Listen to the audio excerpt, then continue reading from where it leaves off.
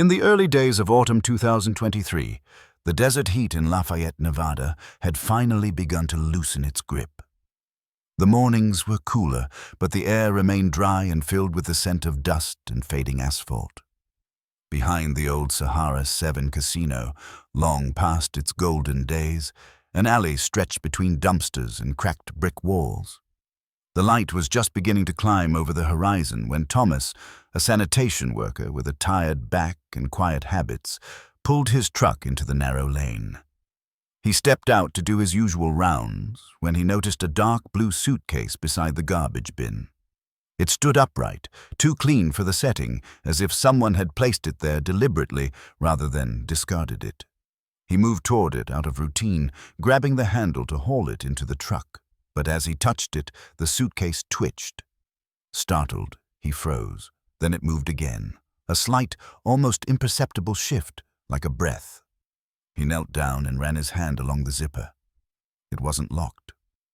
Slowly, carefully, he unzipped it halfway.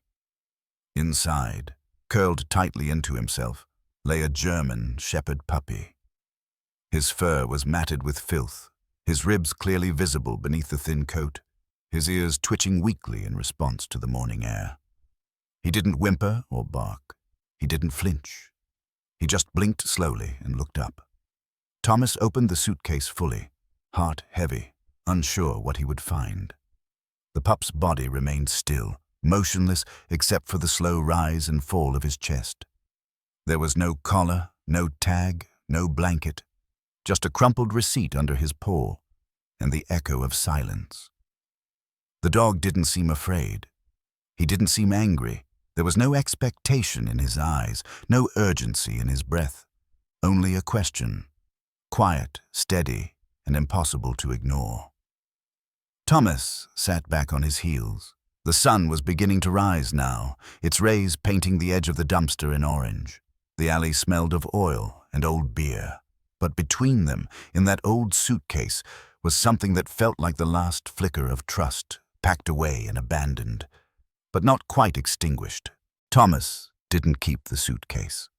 He brought it, with the pup still nestled inside, to the local animal shelter on the edge of Lafayette.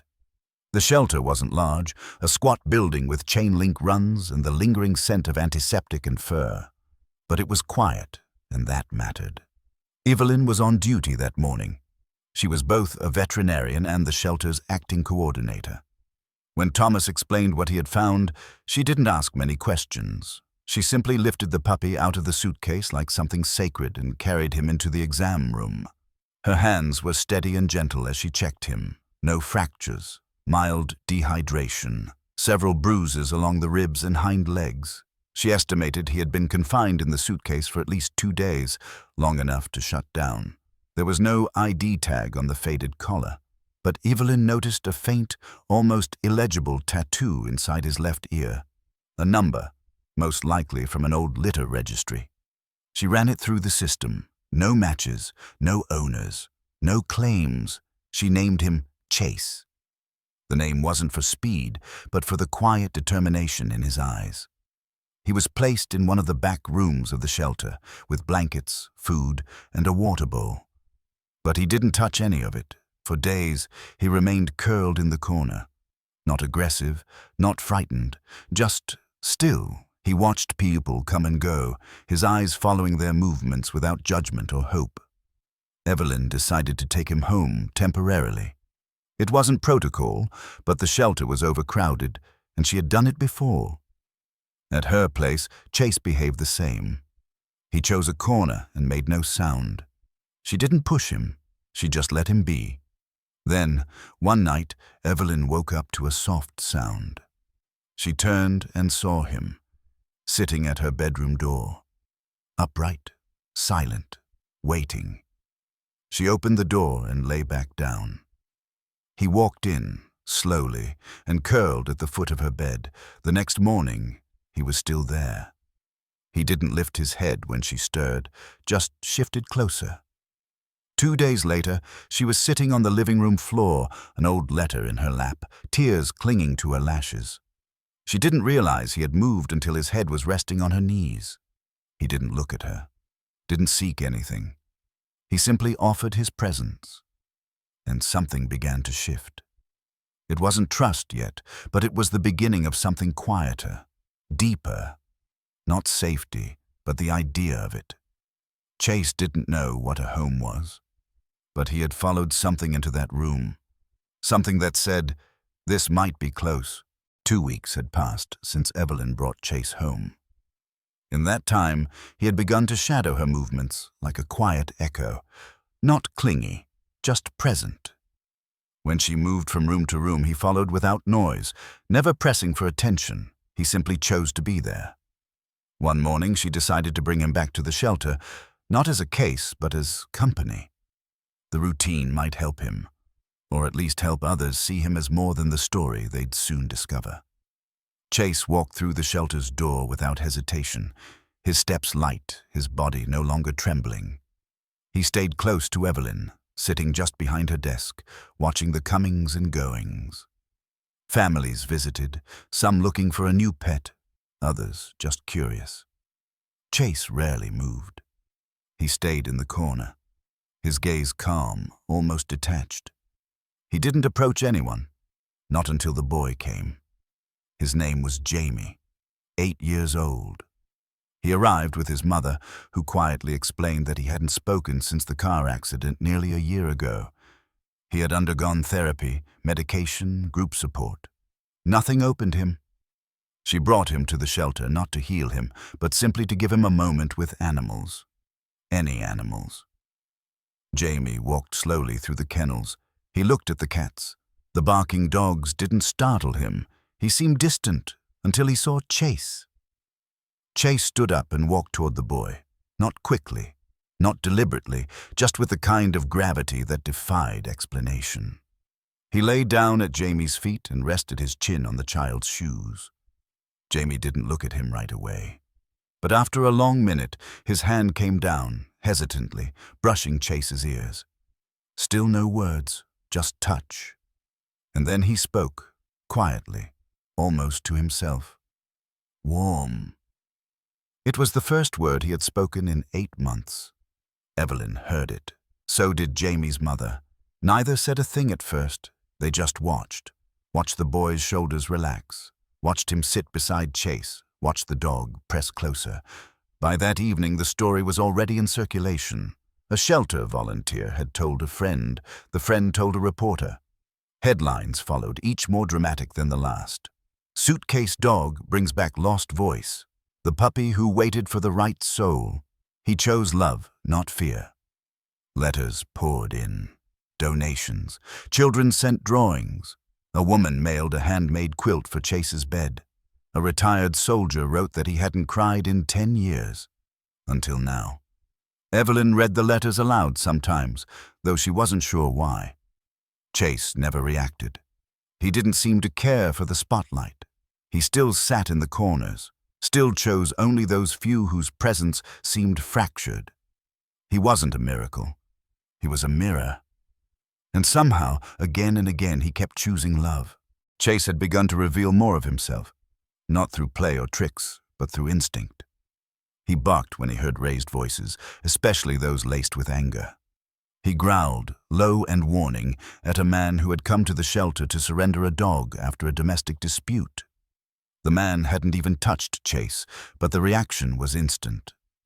Evelyn apologized quietly, but the man had only nodded. "He knows," he said, before leaving. But Chase also had a gentler side that emerged with the quietest visitors. He would lie beside the beds of elderly residents brought in for end-of-life fostering. He did not try to comfort in the conventional sense. He didn't nudge or lick or whine. He simply lay down, close enough to be felt, close enough to be known. Evelyn watched it happen over and over. Chase didn't react to noise or status. He didn't gravitate toward children because they were young or seniors, because they were frail. He chose those who carried something invisible, something tight behind their eyes or in the way they sat still too long. He didn't seek energy. He responded to pain. It took her a while to see the full depth of this pattern. But then, grief came for her too. Her father passed away in early winter. It was sudden and quiet, and it left a hollowness in the house that not even memories could fill. Evelyn stopped sleeping in her bedroom. She left plates in the sink. She didn't turn on the porch light. She moved through the house as if borrowing it from someone else. Chase didn't crowd her. He didn't press against her side or whine at the door. He simply lay near the threshold of her room every night, far enough to give space, close enough to be noticed. He watched her move from bed to kitchen and back, never pushing, never demanding. Just being there. One morning, a grey morning, the kind where even the sky feels unsure, Evelyn opened the door to the hallway without really thinking. Chase stood and stretched slowly, his tail wagged once. Then he turned and walked toward the living room. No fanfare, no celebration, just readiness. He had waited, not for attention, not for gratitude, only for the moment she was ready to step back into the world. He chose to stay, just as he always did. On the eastern edge of Lafayette, the dry winds turned dangerous. A brush fire, born from a careless cigarette or a broken bottle, caught fast in the tall weeds and leapt toward the outskirts. The shelter was in its path. Evacuation was swift but chaotic. Evelyn, leading carriers and leashes into trucks, turned for a moment, and Chase was gone. She called, searched.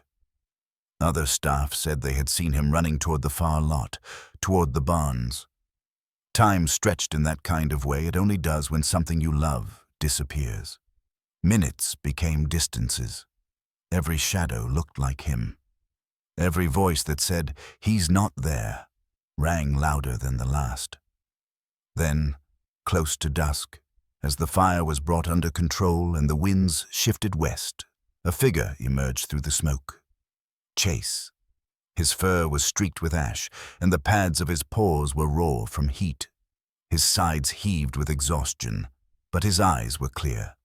Behind him, guided gently by his presence, stumbled 3 small puppies, barely weaned, eyes wide, legs shaking. They had been inside the old storage shed near the tool building, the one no one had checked. No one had thought it held life. No one but him. He had found them. He had stayed until they could walk. He had led them through a half-collapsed doorway, through scorched grass, past walls of heat and sirens. He had brought them home. Evelyn knelt, tears falling without sound as he pressed his head into her chest. Around them, volunteers paused, watched, and understood. Chase had never asked for a title.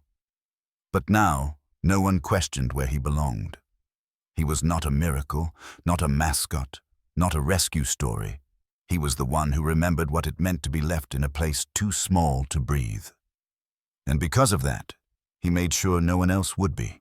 By the time spring arrived, the desert winds of Nevada had softened, and the first green pushed timidly through the dry earth. Evelyn signed the adoption papers in silence. It didn't change the way Chase looked at her, or where he slept at night, but it felt like the right thing, a formal recognition of something long understood. Chase now had a home that was his in more ways than one. At Evelyn's house, his corner was by the front door. A soft blanket, a rubber bowl, and an old ball with half its paint gone. He didn't play much, but he liked to nudge it sometimes, as if testing its weight. Most of the time, though, he sat near the window. Not to watch squirrels or passing cars. He sat there because windows were where the world cracked open, where people passed by carrying things inside them no one else could see. He watched because sometimes someone broke. And when that happened, he needed to be ready. Ready to step forward, to walk quietly to their side, and lie down without a word. At the shelter, the old navy blue suitcase had not been thrown away. Evelyn had cleaned it, patched its worn handle, and placed it in the front hall beneath a simple sign. He chose not fear. He chose to stay. Visitors sometimes stopped in front of it, unsure what it meant. Some asked, some didn't. Some simply stood there for a while, as if something in their chest settled into stillness.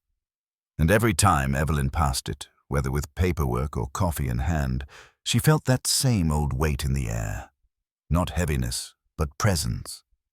The echo of a question once asked by a pair of tired eyes in the dark. Not why, not how, but will you? And Chase had answered. He stayed.